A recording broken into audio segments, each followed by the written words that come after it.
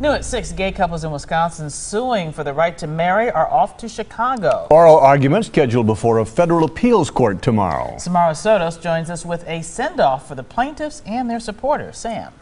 8 gay couples from Wisconsin are fighting for the right to get married, trying to overturn a 2006 state amendment that defines marriage between a man and a woman. The state of Wisconsin is trying to uphold that state law.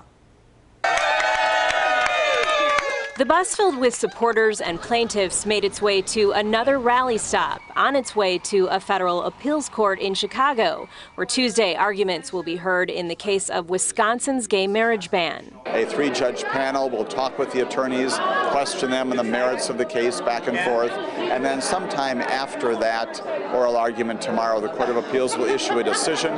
The options there are either to affirm Judge Crabb's decision or to overturn it, to reverse it, and send it back perhaps. 8 Wisconsin couples are suing to overturn the ban, including Roy Badger and Garth Wangman. It's a piece of history I never thought would be happening. I never thought we'd have this chance to even be at this stage of our lives. I wouldn't be surprised at all if it doesn't go to the Supreme Court, to be honest with you.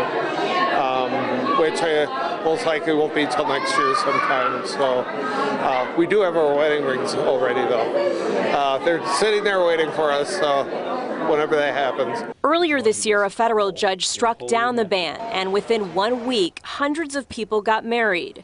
Roy and Garth decided not to marry then, wanting to make sure their civil rights were permanent. I'm very optimistic, I really am. I'm cautiously optimistic.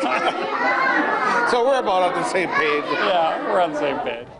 In his brief to the court for this appeal, Attorney General J.B. Van Hollen says there is no fundamental right to gay marriage, and state laws defining marriage between a man and a woman are, quote, reasonable.